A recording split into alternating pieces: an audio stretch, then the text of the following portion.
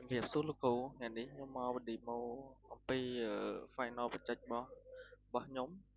ឈ្មោះរតនដាវីតថ្ងៃនេះខ្ញុំមកនិយាយអំពីsystem របស់ខ្ញុំគឺមានឈ្មោះថា system file asset ដែល system នេះយើងអាចសរសេរទៅលើសាខាបុគ្គលិកនិងitem និងតើអាចដឹងថាបុគ្គលណាដែលប្រើទៅលើ item ណាខ្លះឬ item ណាខ្លះគ្រូអញ្ចឹងខ្ញុំចូលទៅខាងក្នុងសិន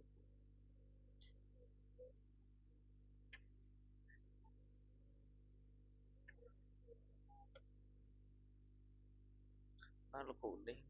គឺខាងក្នុងរបស់ខ្ញុំតែនៅក្នុង option ទី1នេះវាជាកន្លែងដែលយើងអាច add ទៅលើមានសាខាផ្សេងៗយើងអាច add សាខាបន្ថែមមកលោកគ្រូយើងគ្រាន់តែយើង add សាខាបន្ថែមមកហើយអឺចំពោះលើ option ទី2នេះគឺ feature ទី2នេះគឺ department គឺយើងអាច assign ទៅលើបង្កើតទៅលើ department ផ្សេងៗដូចជាវាអឺ finance admin អញ្ចឹងយើងអាចបង្កើតបានទាំងអស់ហើយយើងបង្កើតនោះគឺក្នុងគោលបំណងថាពេលមានបុគ្គលិកថ្មីទៅលើគាត់ថាគាត់នៅ department ណា department ណាអញ្ចឹងនេះចំពោះ item catalog item catalog នេះយើងបង្កើតវាគឺដើម្បីឲ្យដឹងថាវាជាប្រភេទ item ណាដូចជាពួក AP Wi-Fi ពួកកុំព្យូទ័រពួកអីចឹងពួកទៅលើពួកទៅលើ item catalog អានេះ item type ក្នុង feature item type នេះក៏វាដូចគ្នាដែរគឺវាដូចគ្នាទៅលើពពួកអញ្ចឹងដូចគ្នាវាតែមួយដែរឥឡូវខ្ញុំថានិយាយខ្ញុំបង្កើតមួយចោះអឺ admin បាត់ហ្មង admin and purchase នេះថាហើយយើងថា admin ទៅចោះហើយនេះយើងដាក់ចុះ admin and purchase ដូចគ្នាបាទ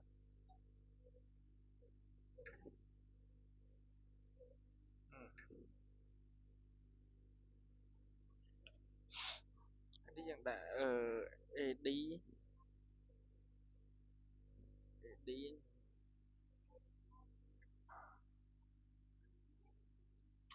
AD និង PC អញ្ចឹងចុះនេះលោកគ្រូពេលវាកាត់មកវានឹងចេញបែបហ្នឹងដើម្បីឲ្យយើងស្រួលក្នុងការអាសាទៅលើអីចឹងលោកគ្រូហើយថានៅខ្ញុំកាត់ឡុងថាបង្កើតជាពពួកA A A AP Wi-Fi អញ្ចឹងចុះអានេះយើងដាក់ដូចគ្នាអញ្ចឹងមកហើយអានេះ short code វាយើងវាជាអ្នក generate ឲ្យវាអញ្ចឹងវាចេញមកវា item catalog គឺ AP Wi-Fi ហ្នឹងហើយចំពោះ item type វាដូចគ្នាលោកគ្រូអត់នេះសេខ្មែរនិយាយទៅវាដូចគ្នាទេគ្រាន់ថាវាអាចនឹងថាឲ្យយើងសម្គាល់ស្រួលមើលស្រួលអីពីមុនទេលោកគ្រូដើម្បីពេលយើងអាសាញទៅលើបុគ្គលិកណាមួយថាគាត់ប្រើ item ហ្នឹងនេះចំពោះ supplier ហើយយ៉ាងនេះយើង add supplier ឲ្យស្រួល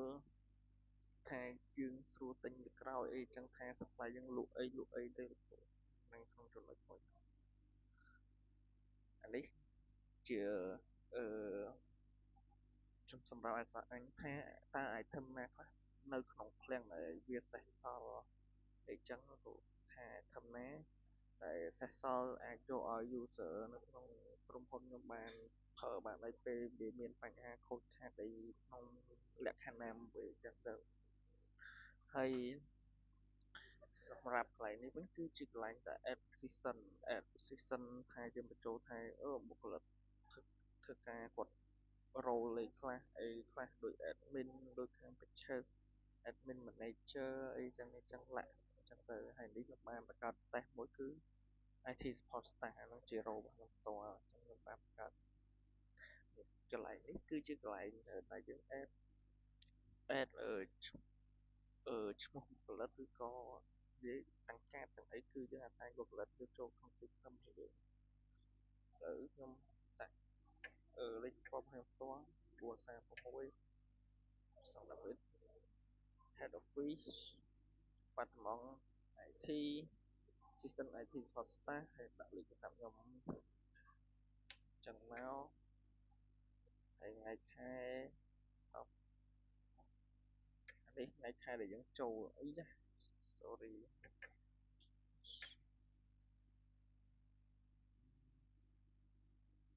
1 3ណាចុះនេះយើងដាក់ថ្ងៃចេះដាក់ប៉ុណ្ណឹងមក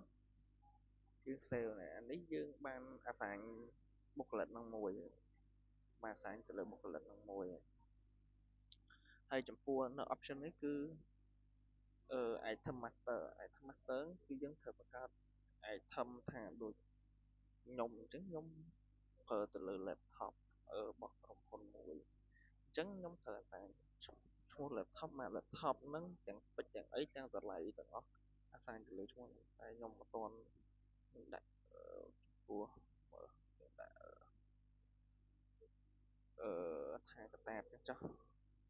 តែយើងយក catalog គឺ AP Wi-Fi ខ្ញុំអត់ទាន់បានបង្កើត item type sorry ខ្ញុំបង្កើត item type ចំពោះដាក់1 2 3ចឹងចុះហើយខ្ញុំបង្កើតទៅលើ Team Master យើងដាក់ជាកតាប backpack ហើយដាក់ចេះមកថាវាជាពួក DP ហ្នឹងព្រោះយើងស្គាល់តែជា demo ថាប្រឹងតាមនោះគឺ Dell ចឹងចុះ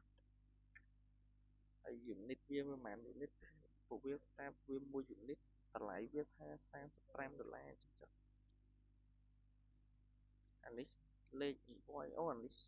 invoice 1ច្រឡំហើយយើងទិញប្រើមួយអានេះថាតម្លៃគឺ$35របស់ថាថ្មីចឹងចុះវាសាញមកយើងបង្កើតមកវាបានជាតាមអញ្ចឹងគាត់ថាហើយចំពោះ GN ហ្នឹងអាហ្នឹងជាកន្លែងដែលពេលយើងអាវ៉ាន់យើងទិញចូលក្នុងភ្លាមដូចថាខ្ញុំខាងក្រុមហ៊ុនខ្ញុំទិញកុំព្យូទ័រចូលមក20គ្រឿងអញ្ចឹងយើងត្រូវសរសេរនៅក្នុង GN 20គ្រឿងមានន័យថាឲ្យវាដឹងថាយើងទៅទិញចូលថ្ងៃណាអញ្ចឹងទៅហើយពោះឡា40នេះខ្ញុំសាញថាខ្លួនខ្ញុំបានយកតាមអញ្ចឹងនេះខ្ញុំហើយខ្ញុំ add item ហ្នឹងមកនេះគឺ backpack វានឹងវាចេញមកយើងអាច print វាបានអីបានឲ្យយើងសង្កេតថាយើងពិតជាបានប្រើអវ៉ាន់ហ្នឹងមែនអីចឹង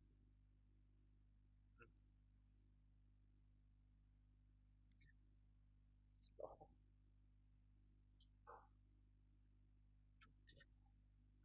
ចុះចាំ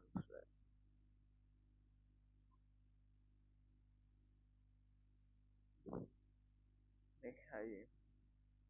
report នេះ report ដឹងថាអឺ item master report វាមានបាន item តម្លៃបានអីបានចឹងទៅនេះគឺជា file asset list ឬ stock in report ចឹងទៅព្រោះអាហ្នឹងវាគ្រាន់តែជា report មួយដែលថាពេលយើងត្រូវមើលអីម្ដងទៀតថាយើងចង់ដឹងថាអវ៉ាន់ cost យើងតម្លៃប្រមាណយើងទិញចូលអស់តម្លៃប្រមាណហើយអវ៉ាន់ទាំងអស់អីចឹងទៅលោកគ្រូ